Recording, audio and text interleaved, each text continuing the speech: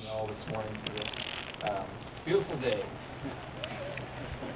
On the 11th hour of the 11th day of the 11th month, 1918, was the official cessation of hostilities that marked the end of World War I.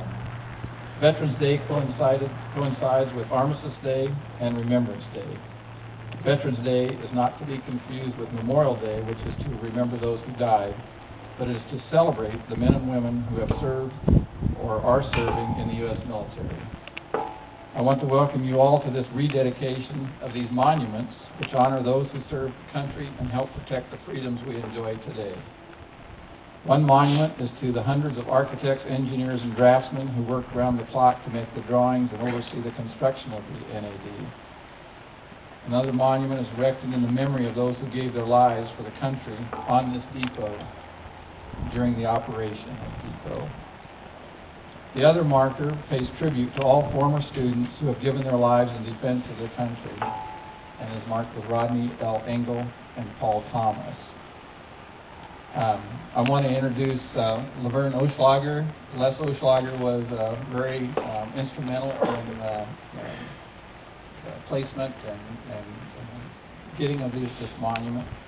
He was a diesel instructor and a great instructor for Central Community College. I also want to welcome the family of Rodney Engel. Brad, would you introduce your family members, please, that are here today?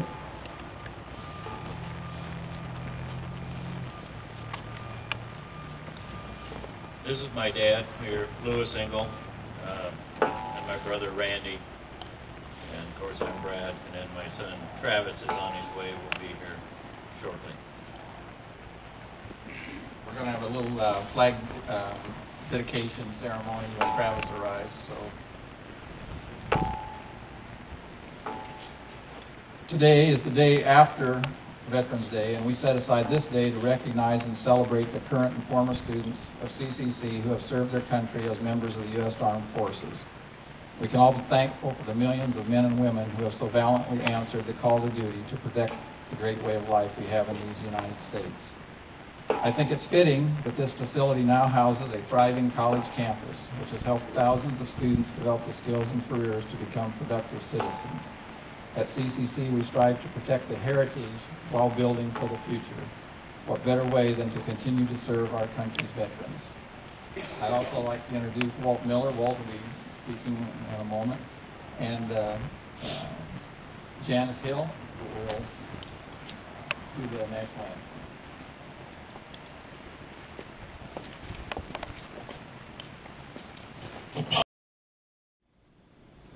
Oh, say, can you see by the dawn's early light what so proudly we hailed at the twilight's last gleaming, whose broad stripes and bright stars through the perilous fight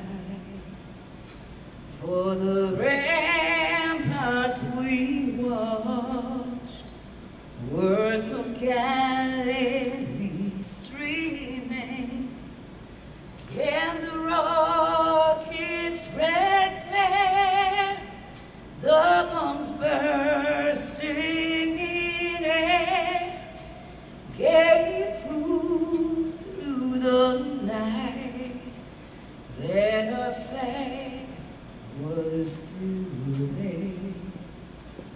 Oh, say, does that star-spangled banner yet wave for the land of the free and the home of the brave?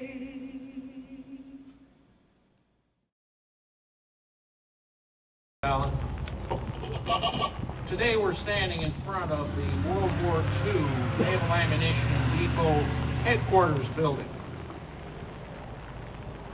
In the far corner down here was the commanding officer's office.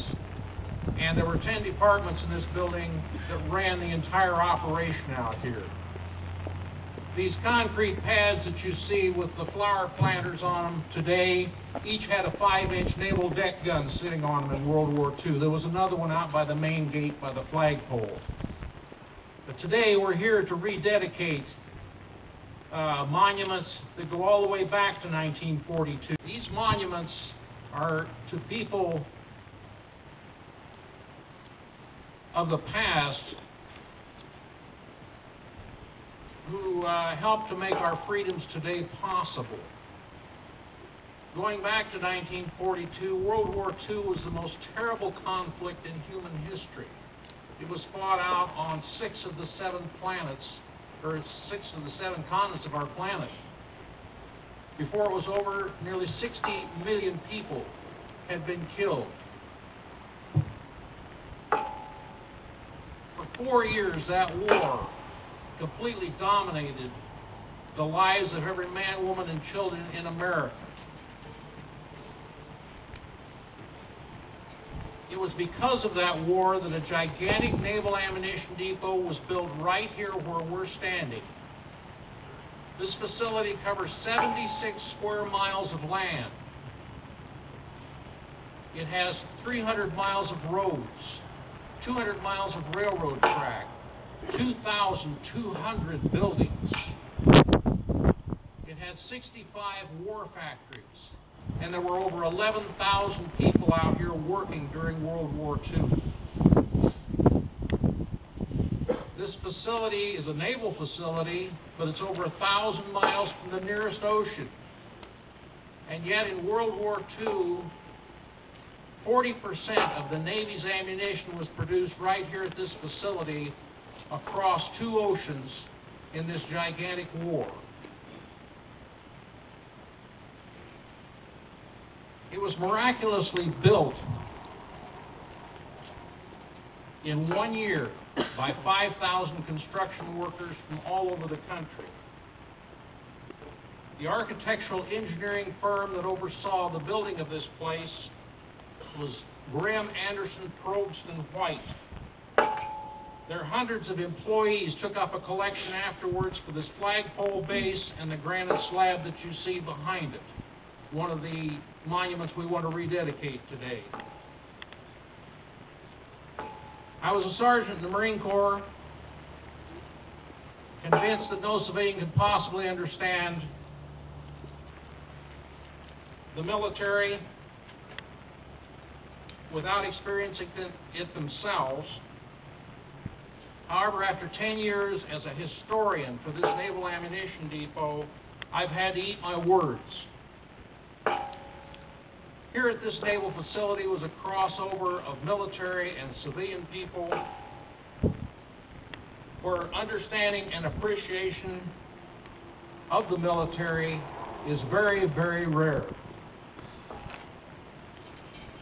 Daily, in World War II, there were 3,500 civilian workers coming through the main gate out there, going out to factories and loading and assembling ammunition in environments that could explode at any given second. They were putting in 10 hours a day, 24/7, for the duration of that war. Over here is Laverne Olschlager. Please raise your hand, Laverne. Laverne graduated from high school in 1944. Her first job was out here pouring powder into 40-millimeter shells and 5-inch casings. She was out here for the duration of the war and experienced on a first-hand basis many, many things that we don't have time to tell. There were 4 actual loss of life explosions in 1944 out here that took the lives of 21 people. Some of these civilian workers were completely vaporized. The pink granite marker over here monument to the 21 people who died out here in those accidental explosions. In 1966, the Navy decommissioned this facility and abandoned it completely.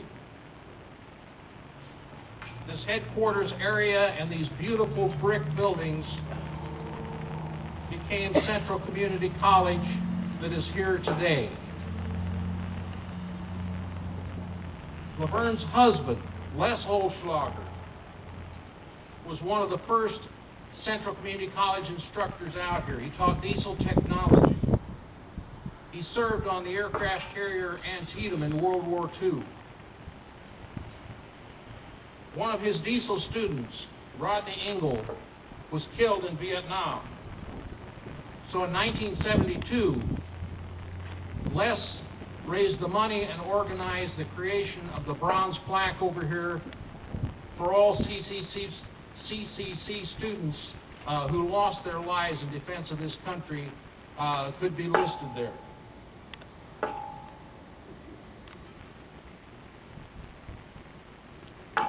This is possible today, these monuments being relocated like this, because of the construction that went on out here. These monuments had been pulled up and stored for several years in another location. But thanks to the campus president, Bill Heitzman, and the physical plant director, Ed Long, and his son, Colton, that used this as an Eagle Scout project, they brought these monuments back over here where they belong, in front of the old headquarters building. And again, this is what we're doing today, is rededicating these monument markers. The pink monument marker over there to the 21 people that were killed in World War II as civilian workers out here. On January 27, 1944, 3 sailors were killed in casing building number 140 when a 6-inch shell they were gauging exploded. The streets in the area were named after them. This would be Adolph Johnson, Jesse Wilson, and J.C. Miles. April 6, 1944, 8 civilian workers were killed at 1:20 a.m. when 100,000 pounds of TNT blew up in cooling shed number 180. The streets in that area were named in their honor. They were Chester Curtis, Norris Fry, Lydia Mitchell, Lois Adams, Vera Conant, Mary McQuaid, Keith Clark Matheson, Laverne Tompkins. June 10, 1944, 1 man was killed when a detonator went off in medium projectile building number 130. Finally, September 15, 1944, 10 men were killed at 9:15 in the morning when 1.2 million pounds of TNT loaded ammunition went up in transfer depot number 98. It was the 6th largest man-made explosion in recorded history at that time. It was a mushroom cloud that went up like a huge thunderhead, and it floated off to the northwest. The shock wave was felt in Omaha and McCook. The shock wave in the ground knocked fruit off a farm storm cellar shelves 40 miles away. People who were outside in Hastings says the ground rolled like water, like an earthquake. The people that were killed in that explosion were Bert Hugan, Leslie Williams, Freeman Tull, Willie Williams, Daniel Casey, Frank William David, Samuel Burns, and Clarence Randolph. Also Ulysses Cole. The names on this bronze marker over here are Rodney L. Engel, who was born July 3rd, 1948, and died August the 8th, 1969. Paul Thomas was born on the 25th of December, 1949, in Cowles, Nebraska, and died the 21st of April, 1969.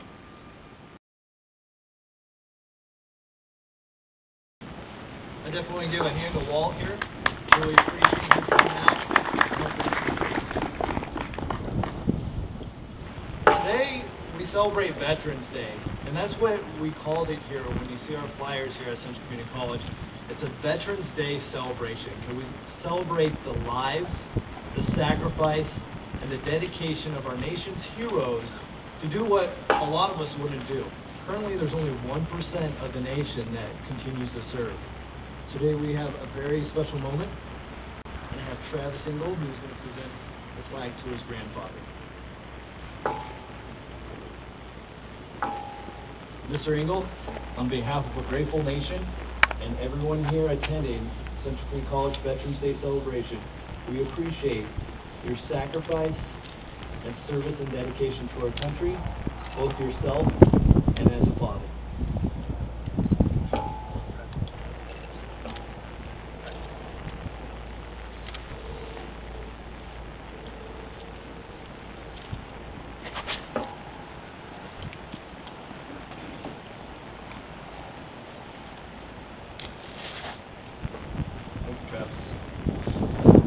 I want to thank everybody for joining us today.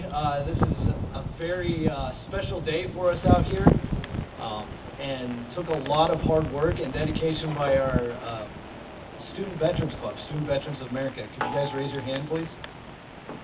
Did an amazing job setting this up. And if I could have all the veterans in the crowd, please raise your hand. We'd like to make sure we appreciate you and your service.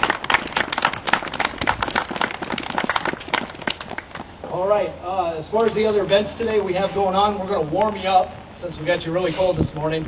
Over there in the Campus Center building, which is right down the way, we have a nice display of military items and gear, and also on display is our Wall of Honor. We've provided coffee and hot chocolate with marshmallows to keep everybody warm, and we have a great banner to sign on to thank everyone for their service. So on behalf of Central Community College, the Veterans Resource Center, and our Student Veterans of America, I really appreciate you coming out. Thank you very much.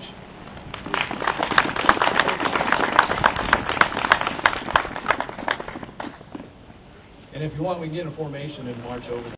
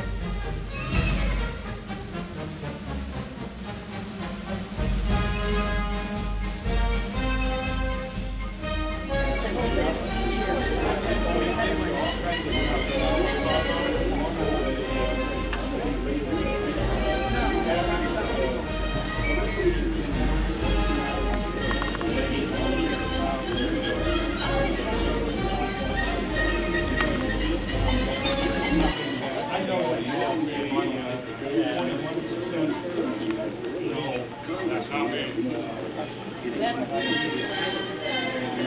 basic training.